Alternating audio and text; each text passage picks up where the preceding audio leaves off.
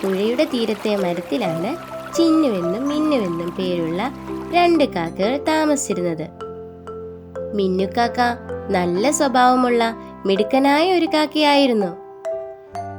എന്നാൽ ചിന്നുക്കാക്കയാകട്ടെ വളരെ അലസ സ്വഭാവമുള്ള മടിയനായ കാക്കയും ആയിരുന്നു. ഇവർ 2 പേരും ഒന്നിച്ചാണ് താമസിച്ചിരുന്നത്. എന്നും രാവിലെ തീറ്റ തേടി 2 പേരും 2 ദിശയിലേക്ക് പോകുമായിരുന്നു. സന്ധ്യയാകുമ്പോഴേക്കും വയറ് നിറച്ച് 2 പേരും കൂട്ടിൽ വന്ന് കയറും. അങ്ങനെ ദിവസങ്ങൾ കഴിഞ്ഞു. മഴക്കാലം വന്നു. പതിവ് പോലെ അവർ 2 പേരും തീറ്റ തേടി ഇറങ്ങി. സന്ധ്യയ്ക്ക് കൂട്ടിൽ വന്ന മിന്നുക്കാക്കയോട് ചിന്നുക്കാക്ക പറഞ്ഞു, ഇന്നെനിക്ക് ഒന്നും കിട്ടിയില്ല, വല്ലാതെ വിശക്കുന്നു. നേരം സന്ധ്യയായി, എന്തു ചെയ്യും? ഇത് കേട്ട മിന്നുവിന് സങ്കടം തോന്നി. അവൻ ശേഖരിച്ച ഭക്ഷണത്തിൽ നിന്നും ഒരു പങ്ക് ചിന്നുവിന് കൊടുത്തു. പിറ്റേ ദിവസവും മിന്നു വന്നപ്പോൾ ചിന്നു ഇത് തന്നെ തുടർന്നു. പിറ്റേന്ന് 2 പേരും തീറ്റ തേടിയിറങ്ങിയപ്പോൾ മിന്നു കുറച്ചു ദൂരം പോയിട്ട് ചിന്നുവിനെ ഒന്ന് നോക്കിക്കളയാമെന്ന് കരുതി അവൻ പോയ വഴി പോയി. ദാ ചിന്നു തിരിച്ചു വരുന്നല്ലോ, ഇവിടെ മറഞ്ഞിരിക്കാം എന്ന് പറഞ്ഞു മിന്നു ഒരു മരക്കൊമ്പിൽ മറഞ്ഞിരുന്നു. അപ്പോൾ അതാ ചിന്നു കൂട്ടിൽ വന്ന് ഉറങ്ങാൻ തുടങ്ങി. ആഹാ, അമ്പട, അപ്പൊ ഇതാണല്ലേ നിന്റെ കളി. ഇവനെ ഒരു പാഠം പഠിപ്പിക്കണം. സന്ധ്യയ്ക്ക് കൂട്ടിൽ വന്ന മിന്നു ചിന്നുവിനോട് പറഞ്ഞു, ഇന്ന് എനിക്കും ഒന്നും കിട്ടിയില്ല. പിറ്റേന്നും മിന്നു ഇത് തന്നെ ആവർത്തിച്ചു. ചിന്നുവിനാണെ വിശപ്പും സഹിക്കുന്നില്ല. ഗതികെട്ട ചിന്നു പിറ്റേന്ന് തീറ്റ തേടിപ്പോയി. ഇത് മനസ്സിലാക്കിയ മിന്നു ചിന്നുവിനോട് പറഞ്ഞു, കഷ്ടപ്പെട്ടാലേ വയറ് നിറയൂ. ഇത് കേട്ട ചിന്നു തല താഴ്ത്തി. ഒരിടത്തൊരിടത്ത് ചിന്നുവെന്നും മിന്നുവെന്നും പേരുള്ള 2 കാക്കകൾ താമസിച്ചിരുന്നു. മിന്നുക്കാക്ക നല്ലവനായ കാക്കയായിരുന്നു. എന്നാൽ ചിന്നുക്കാക്കയാവട്ടെ വഴക്കാളിയായ കാക്കയായിരുന്നു. എന്നും ചിന്നു മിന്നുവിനെ വഴക്കുണ്ടാക്കുമായിരുന്നു. ഇത് പതിവായതോടെ അപ്പുറത്തെ മരക്കൊമ്പിൽ താമസിച്ചിരുന്ന പരുന്തച്ചൻ ഇത് ശ്രദ്ധിക്കാൻ തുടങ്ങി. എന്നിട്ട് പരുന്തച്ചൻ പറഞ്ഞു, ഇവന്മാരുടെ വഴക്കിനൊരു പരിഹാരം കണ്ടില്ലെങ്കിൽ എനിക്ക് സ്വസ്ഥതയ്ക്ക് ഇവിടെ താമസിക്കാൻ പറ്റില്ല. അങ്ങനെ പരുന്തച്ചൻ അവരുടെ അടുത്തേക്ക് ചെന്നിട്ട് ചോദിച്ചു, എന്താ കൂട്ടുകാരെ, എന്താണ് നിങ്ങളുടെ പ്രശ്നം? അപ്പോൾ ചിന്നുക്കാക്ക പറഞ്ഞു, ഞങ്ങളിൽ ഞാനാണ് കൂടുതൽ ബലവാൻ, അതിവൻ സമ്മതിക്കുന്നില്ല. ഇത് കേട്ട് പരുന്തച്ചൻ പറഞ്ഞു, എങ്കിൽ നമുക്കൊരു മത്സരം വെക്കാം. അതിൽ വിജയിക്കുന്നയാളാണ് ബലവാൻ. 2 പേരും സമ്മതം മൂളി. പരുന്തച്ചൻ പറഞ്ഞു, ഇതാ 2 സഞ്ചി, ഇത് നിറയെ ഭാരമുള്ള എന്തെങ്കിലും നിറച്ചു കൊണ്ടുവരൂ. അതുമായി ഉയരത്തിൽ പറക്കുന്ന ആള് വിജയിക്കും. ചിന്നുക്കാക്ക മനസ്സിൽ പറഞ്ഞു, ഭാരമുള്ളത് അല്ലേ, ഇവന്മാരെ പറ്റിക്കാം. 2 പേരും സഞ്ചിയുമായി പറന്നു പോയി. മിന്നുക്കാക്കയാവട്ടെ തന്റെ സഞ്ചി നിറയെ ഉപ്പുമായി വന്നു. എന്നാൽ ചിന്നുക്കാക്കയാവട്ടെ സഞ്ചിയിൽ പഞ്ഞിക്കെട്ടുമായാണ് വന്നത്. 2 പേരും പറക്കാൻ തുടങ്ങി.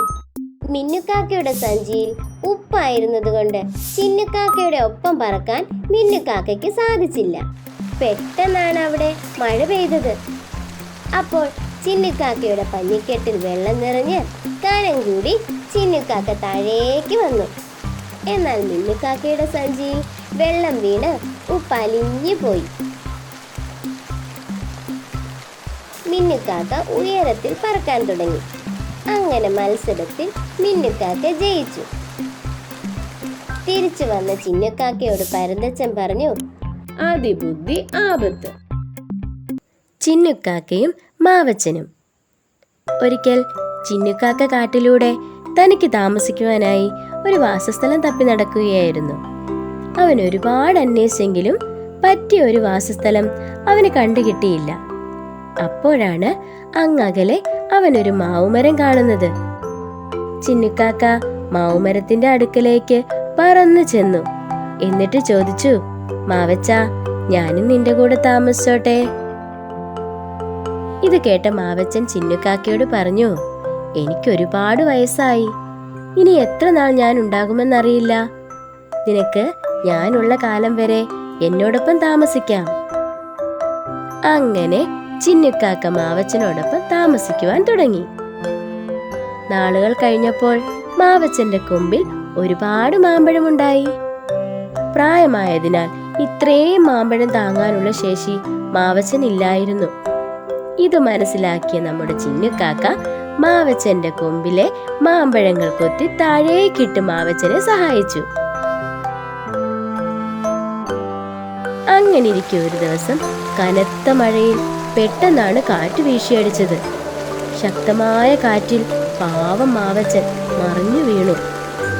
തീറ്റ തേടിപ്പോയ ചിന്നുക്കാക്ക തിരിച്ചു വന്നപ്പോഴേക്കും മാവച്ചന്റെ കഥ കഴിഞ്ഞിരുന്നു. ചിന്നുക്കാക്ക ഒരുപാട് സങ്കടപ്പെട്ടു. അപ്പോഴാണ് ചിന്നുക്കാക്ക അത് ശ്രദ്ധിച്ചത്.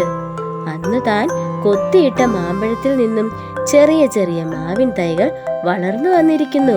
ചിന്നുക്കാക്കയ്ക്ക് ഒരുപാട് സന്തോഷമായി. ഒരിടത്തൊരിടത്ത് ഒരു കാട്ടിൽ ബുദ്ധിമതിയായ ഒരു കാക്കമ്മയും അവന്റെ കൂട്ടുകാരനായ പുള്ളിമാനും താമസിച്ചിരുന്നു.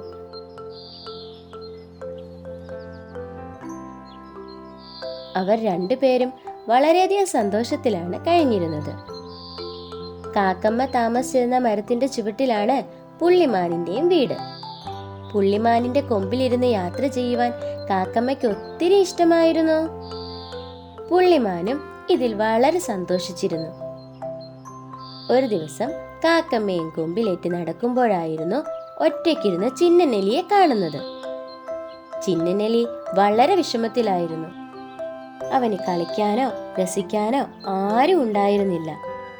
നടന്നു വരുന്ന പുള്ളിമാനെയും കാക്കമ്മയെയും കണ്ടിട്ട് ചിന്നനെലി അവരോട് ചോദിച്ചു, എന്നെയും നിങ്ങളോടൊപ്പം കൂട്ടാമോ? ഇത് കേട്ട കാക്കമ്മയ്ക്കും പുള്ളിമാനും വളരെ സന്തോഷമായി. അവർ തങ്ങളുടെ കൂടെ ചിന്നനെലിയെയും കൂട്ടി. കാക്കമ്മയുടെയും പുള്ളിമാനിന്റെയും വീടിന്റെ അടുത്ത് തന്നെ വീടും ഒരുക്കി. അങ്ങനെ സന്തോഷത്തോടെ കുറേ നാളുകൾ കഴിഞ്ഞുപോയി. ഒരു ദിവസം ആഹാരം തേടിയിറങ്ങിയ പുള്ളിമാൻ വേട്ടക്കാരന്റെ വലയിൽപ്പെട്ടു. പുള്ളിമാൻ തന്റെ സുഹൃത്തുക്കളെ വിളിച്ച് ഒരുപാട് കരഞ്ഞു, രക്ഷിക്കണേ, രക്ഷിക്കണേ. ഇത് കേട്ട് കാക്കമ്മ പറന്നു വന്നു. വലയിൽ അകപ്പെട്ട് കിടക്കുന്ന പുള്ളിമാനിനെ കണ്ടപ്പോൾ എങ്ങനെയും തന്റെ സുഹൃത്തിനെ രക്ഷിക്കണമെന്ന് അവൻ തീരുമാനിച്ചു. അതിനായി അവൻ പല കാര്യങ്ങളും ആലോചിച്ചു. അപ്പോഴാണ് നമ്മുടെ ചിന്നനെലിയെപ്പറ്റി കാക്കമ്മയ്ക്ക് ഓർമ്മ വന്നത്. പെട്ടെന്ന് തന്നെ അവൻ ചിന്നനെലിയുടെ അടുത്തേക്ക് പോയി. ചിന്നനെലിയുടെ വീട്ടിൽ ചെന്ന് നടന്ന കാര്യങ്ങളെല്ലാം പറഞ്ഞു. ഇത് കേട്ടതും ചിന്നനെലി കാക്കമ്മയോടൊപ്പം അവിടേക്ക് പോയി. പുള്ളിമാൻ തന്നെ രക്ഷിക്കാൻ വരുന്ന സുഹൃത്തുക്കളെയും കാത്തിരിക്കുകയായിരുന്നു. ചിന്നനെലി വന്നതും വല കടിച്ചു മുറിക്കാൻ തുടങ്ങി. കാക്കമ്മയാകട്ടെ വേട്ടക്കാരനെ നോക്കി മരക്കൊമ്പിൽ ഇരുന്നു. തന്റെ കൂട്ടുകാരനെ രക്ഷിക്കാൻ വേണ്ടി ചിന്നനെലി വല മുഴുവനും കടിച്ചു മുറിച്ചു. കാക്കമ്മയ്ക്കും പുള്ളിമാനും ഒരുപാട് സന്തോഷമായി. അവർ 3 പേരും ഒട്ടും സമയം കളയാതെ വേട്ടക്കാരൻ വരുന്നതിന് മുമ്പ് വീട്ടിലേക്ക് പോയി. ഒരിടത്തൊരു ഗ്രാമത്തിൽ ദാമു എന്നൊരു പിശുക്കനായ ഒരു കർഷകൻ താമസിച്ചിരുന്നു. ധാരാളം സമ്പത്തുണ്ടായിട്ടും ഒരു ദരിദ്രനെ പോലെയായിരുന്നു അദ്ദേഹം താമസിച്ചിരുന്നത്. ഒരു ദിവസം വിശന്നു വലഞ്ഞ് ഒരു കഴുതക്കുട്ടൻ ആ ഗ്രാമത്തിൽ വന്നു. വീടിന് പുറത്തു നിൽക്കുന്ന ദാമുവിനെ കണ്ട കഴുതക്കുട്ടൻ ഒത്തിരി പ്രതീക്ഷയോടെ ദാമുവിന്റെ അടുക്കലെത്തി. ചേട്ടാ, എനിക്ക് ഒത്തിരി വിശക്കുന്നുണ്ട്. കുറച്ചു ദിവസമായി ഞാൻ വല്ലതും കഴിച്ചിട്ട്. എനിക്ക് എന്തേലും തരുമോ കഴിക്കാൻ? പിശുക്കനായ ദാമു കഴുതക്കുട്ടനെ ഒന്ന് സൂക്ഷിച്ചു നോക്കി. എന്നിട്ട് മനസ്സിൽ പറഞ്ഞു, ആ കൊള്ളാലോ, ഇവനെ ഇന്ന് പണിയെടുപ്പിച്ച് മുതലാക്കണം. കഴുതക്കുട്ട, ഞാനും ദരിദ്രനാണ്. കാട്ടിൽ നിന്നും വിറക് ശേഖരിച്ച് വിറ്റിട്ടാണ് ഞാൻ ജീവിക്കുന്നത്. നീ കാട്ടിൽ നിന്നും വിറക് ശേഖരിച്ച് എനിക്ക് കൊണ്ടുവന്ന് തന്നാൽ ഞാൻ നിനക്ക് വയറു നിറച്ച ആഹാരം നൽകാം. പാവം കഴുതക്കുട്ടൻ പിശുക്കൻ ദാമുവിന്റെ കൗശലം മനസ്സിലായില്ല. അവൻ സന്തോഷത്തോടെ കാട്ടിൽ പോയി വിറക് ശേഖരിച്ചു വന്നു. നിറയെ വിറകുമായി വരുന്ന കഴുതക്കുട്ടനെ കണ്ട ദാമു ചിന്തിച്ചു, ആ, ഇവൻ കൊള്ളാലോ, ഇവനെ കൊണ്ട് ഇനിയും വിറക് ശേഖരിപ്പിക്കണം. കഴുതക്കുട്ടൻ ദാമുവിന് വിറക് നൽകിയിട്ട് പറഞ്ഞു, ദാമു ചേട്ടാ, ഇതാ വിറക്. എനിക്ക് കഴിക്കുവാൻ എന്തെങ്കിലും നൽകാമോ? എന്റെ കഴുതക്കുട്ട, നീ കൊണ്ടുവന്ന ഈ വിറക് കൊണ്ട് എന്താവാനാ? നീ കുറച്ചുകൂടെ വിറക് കൊണ്ടുവാ, ഞാൻ നിനക്ക് വയറു നിറയെ ഭക്ഷണം നൽകാം. പാവം കഴുതക്കുട്ടൻ ദാമുവിന്റെ കൗശലം മനസ്സിലാക്കാതെ വീണ്ടും പോയി വിറക് ശേഖരിക്കാൻ. വിറക് ശേഖരിച്ച് പലതവണയായി ദാമുവിന്റെ വീട്ടിൽ നൽകിയിട്ടും ദാമു ഒരു തരി ആഹാരം പോലും നൽകിയില്ല. വീണ്ടും വീണ്ടും വിറക് കൊണ്ടുവരാൻ കഴുതക്കുട്ടനോട് ആവശ്യപ്പെട്ടുകൊണ്ടേയിരുന്നു. ഇതെല്ലാം കണ്ടുകൊണ്ട് മരക്കൊമ്പിൽ ഒരു കാക്കച്ചി ഇരിപ്പുണ്ടായിരുന്നു. വീണ്ടും വിറക് ശേഖരിക്കുവാൻ വരുന്ന കഴുതക്കുട്ടനെ കണ്ട് സങ്കടം തോന്നി കാക്കച്ചി പറഞ്ഞു, കഴുതക്കുട്ട, നീ ഈ പണിയെടുക്കുന്നതൊക്കെ വെറുതെയാ. ആ ദാമു ഈ ഗ്രാമത്തിലെ ഏറ്റവും വലിയ പിശുക്കനാണ്. ദാമുവിന്റെ കയ്യിൽ നിന്ന് ഒരിറ്റു ഭക്ഷണം നിനക്ക് ലഭിക്കുമെന്ന് നീ വിചാരിക്കണ്ട. ഇത് കേട്ട് വിഷമം വന്ന കഴുതച്ചൻ കാക്കച്ചിയോട് ചോദിച്ചു, എനിക്ക് നന്നായി വിശക്കുന്നു കാക്കച്ചി. എനിക്ക് എന്തെങ്കിലും കഴിക്കാൻ തരുമോ നീ? കാക്കച്ചി കുറച്ച് ആഹാരം ശേഖരിച്ചു കൊണ്ടുവന്ന് കഴുതക്കുട്ടന് നൽകി. കഴുതക്കുട്ടൻ വയറു നിറയെ കഴിച്ചു. കാക്കച്ചി, ആ പിശുക്കൻ ദാമുവിനെ ഒരു പാഠം പഠിപ്പിക്കണം. കഴുതക്കുട്ടൻ കുറച്ച് വിറക് ശേഖരിച്ച് ദാമുവിന്റെ വീട്ടിലേക്ക് നടന്നു. വീടിന് പുറത്ത് വയറു നിറയെ ആഹാരമൊക്കെ കഴിച്ച് കിടന്നുറങ്ങുമായിരുന്നു ദാമു. കഴുതക്കുട്ടൻ ദാമുവിന്റെ അരികിൽ ചെന്ന് തന്റെ പുറത്തിരുന്ന വിറക് ദാമുവിന്റെ പുറത്തേക്കിട്ടു. വിറക് പുറത്തു വീണ ദാമു വേദന കൊണ്ട് ചാടി എണ്ണീറ്റു. ഇത് കണ്ട കഴുതക്കുട്ടൻ ദാമുവിന് ഒരു ചവിട്ടൂടെ വെച്ച് കൊടുത്തു. കാക്കമ്മയുടെ ബ്യൂട്ടീഷ്യൻ. ഒരിടത്തൊരിടത്തൊരു കാട്ടിലെ മരക്കൊമ്പിൽ 2 കുഞ്ഞു കൂടുകൾ ഉണ്ടായിരുന്നു. ഒന്നിൽ സുന്ദരിയായ മഞ്ഞക്കിളിയും രണ്ടാമത്തതിൽ കാക്കമ്മയുമാണ് താമസിച്ചിരുന്നത്. കാക്കമ്മയും മഞ്ഞക്കിളിയും സുഹൃത്തുക്കളായിരുന്നെങ്കിലും കാക്കമ്മയ്ക്ക് മഞ്ഞക്കിളിയുടെ സൗന്ദര്യത്തിൽ വളരെ അസൂയയുണ്ടായിരുന്നു. ഒരു ദിവസം കാക്കമ്മ പുഴക്കരയിലെ കൊമ്പിലിരുന്ന് പുഴയിൽ തന്റെ രൂപത്തെ നോക്കി പറഞ്ഞു, ഷോ, എന്നെ കാണാൻ ഒരു ഭംഗിയുമില്ല. ആ മഞ്ഞക്കിളിയെ കാണാൻ എന്താ ഭംഗി. എങ്ങനെയും എനിക്ക് എന്റെ സൗന്ദര്യം കൂട്ടണം. അപ്പോഴാണ് കാക്കമ്മ പുഴയ്ക്ക് അക്കരെയുള്ള ബ്യൂട്ടീഷ്യൻ മൂങ്ങപ്പെണ്ണിന്റെ കാര്യം ഓർത്തത്. കാക്കമ്മ ഒട്ടും താമസിക്കാതെ തന്നെ മൂങ്ങപ്പെണ്ണിനെ കാണാൻ പുറപ്പെട്ടു. മൂങ്ങപ്പെണ്ണിനു വേണ്ടി കുറച്ച് പഴങ്ങളും കരുതിയാണ് കാക്കമ്മ പോയത്.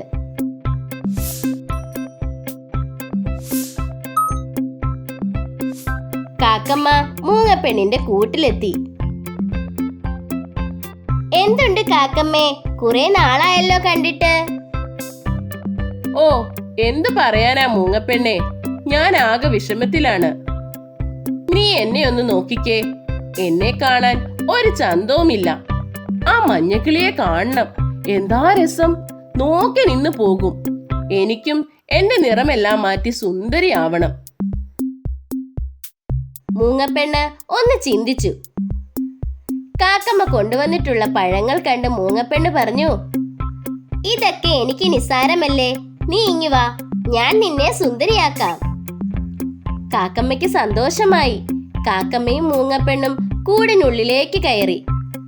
കുറച്ചു സമയത്തിന് ശേഷം കൂടിന് പുറത്തെത്തിയ കാക്കമ്മ തന്റെ രൂപം കണ്ണാടിയിൽ കണ്ടപ്പോൾ വിശ്വസിക്കാനായില്ല. താൻ ആകെ മാറിപ്പോയിരിക്കുന്നു.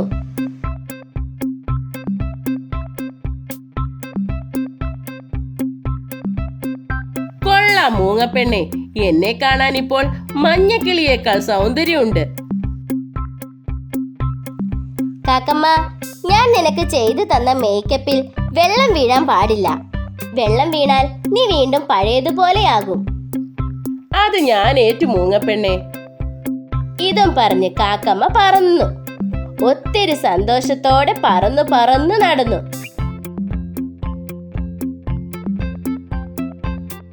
ആദ്യം തന്നെ കാക്കമ്മ മഞ്ഞക്കിളിയെ കാണാനാണ് പോയത്. കാക്കമ്മയുടെ രൂപമാറ്റം കണ്ട മഞ്ഞക്കിളി ആശ്ചര്യപ്പെട്ടു. കണ്ടോ മഞ്ഞക്കിളി, നിന്നേക്കാൾ സൗന്ദര്യം ഇപ്പോൾ എനിക്കാണ്. ഇത് കേട്ട മഞ്ഞക്കിളി ഒന്നും മിണ്ടാതെ നിന്നു. കാക്കമ്മ സന്തോഷത്തോടെ കാടാകെ പറന്നു പറന്നു നടന്നു. നദിക്കരയിലുള്ള മരക്കൊമ്പിലിരുന്ന് തന്റെ സൗന്ദര്യം നോക്കി സ്വയം പറയും, കാക്കമ്മേ, നീ എന്ത് സുന്ദരിയാണ്. ഇനി ഈ കാട്ടിൽ മറ്റാർക്കും നിന്റെ അത്രയും സൗന്ദര്യമില്ല. തന്റെ സൗന്ദര്യത്തിൽ മതിമറന്നിരുന്ന കാക്കമ്മ സമയം പോയതറിഞ്ഞതേയില്ല. പെട്ടെന്നാണ് ആകാശം കറുക്കുവാൻ തുടങ്ങിയത്. മഴമേഘങ്ങൾ മൂടി ഇടിവെട്ടുവാൻ തുടങ്ങി. കാക്കമ്മ രാവിലെ മുതൽ തന്റെ സൗന്ദര്യത്തിൽ മതിമറന്ന് പറന്നു നടന്നതിനാൽ ഒന്നും കഴിക്കുവാനും കഴിഞ്ഞിരുന്നില്ല. വിശന്നു വലഞ്ഞ കാക്കമ്മ മൂങ്ങപ്പെണ്ണ് പറഞ്ഞ കാര്യം മനസ്സിലോർത്തു. കാക്കമ്മ, ഞാൻ നിനക്ക് ചെയ്തു തന്ന മേക്കപ്പിൽ വെള്ളം വീഴാൻ പാടില്ല.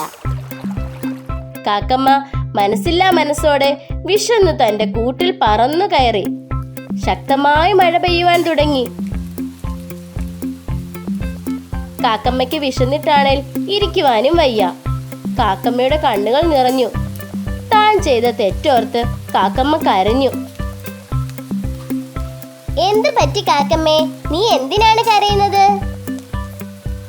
കാക്കമ്മ സൗന്ദര്യത്തിന് വേണ്ടി താൻ ചെയ്ത കാര്യങ്ങളും മൂങ്ങപ്പെണ്ണ് പറഞ്ഞ കാര്യങ്ങളും മഞ്ഞക്കിളിയോട് പറഞ്ഞു. എന്തിനാണ് കാക്കമ്മേ നീ ഇങ്ങനെയൊക്കെ ചെയ്തത്? എല്ലാവർക്കും ജന്മനാ അവരവരുടേതായ സൗന്ദര്യമുണ്ട്. അത് കൂട്ടാൻ ശ്രമിച്ചാൽ അത് അവരവർക്ക് തന്നെ വിനയായി മാറും. ഇത് കേട്ടതും കാക്കമ്മ പുറത്തേക്കിറങ്ങി. തന്റെ ശരീരത്തിലെ നിറങ്ങൾ മുഴുവനും പോകുന്നതുവരെ മഴയത്തു നിന്നു. എന്നിട്ട് തനിക്ക് വേണ്ട ഭക്ഷണം തേടി പറന്നുപോയി.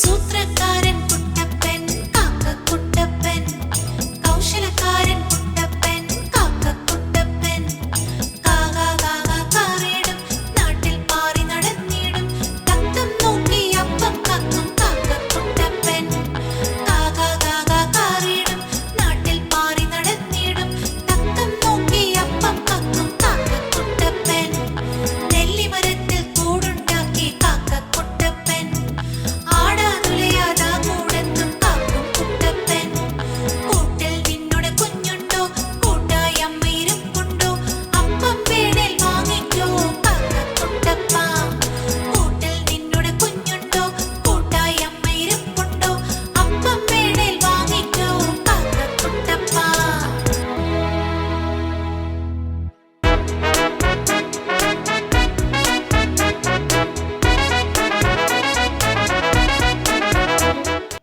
കാക്കക്കുട്ടപ്പൻ. കാറ്റാടിക്കുന്ന ഗ്രാമത്തിലെ ചെറിയൊരു കുടിലാണ് കമലമ്മായി താമസിച്ചിരുന്നത്. ഒറ്റയ്ക്ക് താമസിച്ചിരുന്ന കമലമ്മായിക്ക് ബന്ധുക്കാരായി ആരും ഉണ്ടായിരുന്നില്ല. എന്നും അതിരാവിലെ എണ്ണീറ്റ് അപ്പമുണ്ടാക്കി ഗ്രാമത്തിലെ ചന്തയിൽ വിറ്റാണ് അമ്മായി ജീവിച്ചിരുന്നത്. ഒരു ദിവസം രാവിലെ ചന്തയിൽ വിൽക്കേണ്ട അപ്പം കുട്ടയിലാക്കി അമ്മായി പുറപ്പെട്ടു.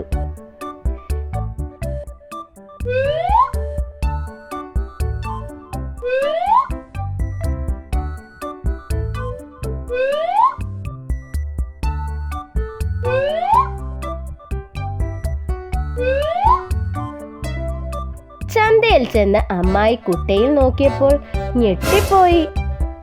തന്റെ കുട്ടയിലെ അപ്പങ്ങൾ കുറഞ്ഞിരിക്കുന്നു. വളരെ വിഷമത്തോടെ തന്റെ കയ്യിൽ ബാക്കിയുള്ള അപ്പങ്ങൾ ചന്തയിൽ വിറ്റ ശേഷം നിരാശയോടെ വീട്ടിലേക്ക് പോയി. അടുത്ത ദിവസവും ഇത് തന്നെ സംഭവിച്ചു.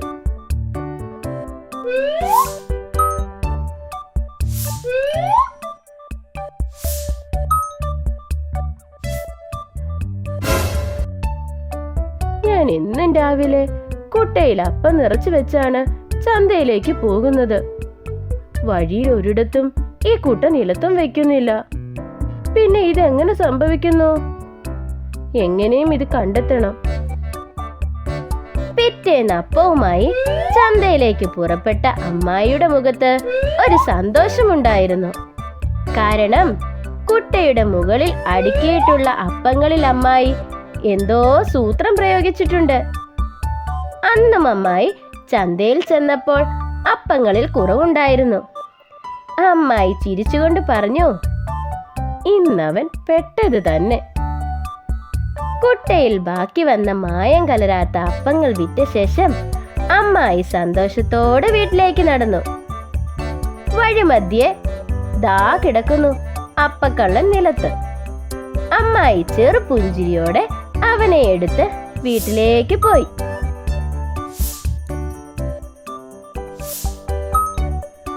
വീട്ടിലെത്തിയ അമ്മായി അവനെ കൂട്ടിലിട്ടു. നേരം സന്ധ്യ ആയപ്പോൾ കാക്കയ്ക്ക് ബോധം വന്നു. ഇത് കണ്ട അമ്മായി കാക്കയുടെ അടുത്തെത്തി. എന്നോട് ക്ഷമിക്കണം, ഇനി ഞാൻ ഇത് ആവർത്തിക്കില്ല. ശരി, ഞാൻ നിന്നോട് ക്ഷമിക്കാം. ഇന്നു മുതൽ നീ എന്റെ കൂടെ കൂടാമോ, എന്റെ കാക്കക്കുട്ടപ്പനായി? കാക്കക്കുട്ടപ്പന്റെയും കമലമ്മായിയുടെയും കൂടുതൽ വിശേഷങ്ങൾ നമുക്ക് അടുത്ത വീഡിയോയിൽ കാണാം. ഫ്രണ്ട്സ്, എല്ലാരും കാക്കക്കുട്ടപ്പനെ ലൈക്ക് കൊടുത്തേ. ഇനിയും നമ്മുടെ ചാനൽ സബ്സ്ക്രൈബ് ചെയ്തിട്ടില്ലെങ്കിൽ പെട്ടെന്ന് ചെയ്തോളൂ. Bye bye friends.